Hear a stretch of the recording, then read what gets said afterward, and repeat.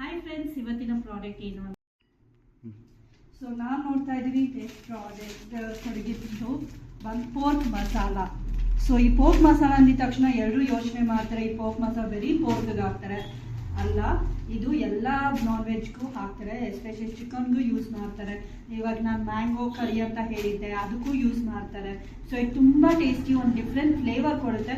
ಇದು ಬಂದ್ಬಿಟ್ಟು ಸ್ಪೈಸಸ್ ಅಲ್ಲಿ ಮಾಡೋದು, ಇದು ಯಾವುದೇ ನಾನ್ ವೆಜ್ ಇಂಗ್ರೀಡಿಯೆಂಟ್ ಯೂಸ್ ಮಾಡಿ ಮಾಡೋಂಥ ಪೌಡರ್ ಅಲ್ಲ. So it's just spices. ಒಂದು ಬೆಸ್ಟ್ ಫನಿ ಫ್ಯಾಕ್ಟ್ ಅಂದರೆ ನಮ್ಮ ಪೋರ್ಕ್ ಮಸಾಲ ಮತ್ತು ನಮ್ಮ Coorg coffee powder looks similar. So ನೀವು ನೋಡ್ಬೋದು, ಕೂರ್ಗ್ ಕಾಫಿ ಪೌಡರ್ ಮತ್ತು ಪೋರ್ಕ್ ಮಸಾಲ ನೋಡೋಕೆ ಒಂದೇ ಥರ ಕಾಣಿಸುತ್ತೆ. ಎಲ್ಲರೂ ಬಂದಾಗ ಕನ್ಫ್ಯೂಷನ್ ಆಗ್ತಾರೆ, ಯಾವ ಪೋರ್ಕ್ ಮಸಾಲ, ಇಲ್ಲ ನಾವು ತಿನ್ನಲ್ಲ ಪೋರ್ಕ್ ಮಸಾಲ ಅಂತ ಹೇಳ್ತಾರೆ. ಬಟ್ ನಾವು ಡಿಫ್ರೆನ್ಶಿಯೇಟ್ ಮಾಡಿ ಹೇಳ್ತೀವಿ, ಇದು ಕಾಫಿ ಪೌಡರ್ ಮತ್ತು ಇದು ಪೋರ್ಕ್ ಮಸಾಲ ಅಂತ.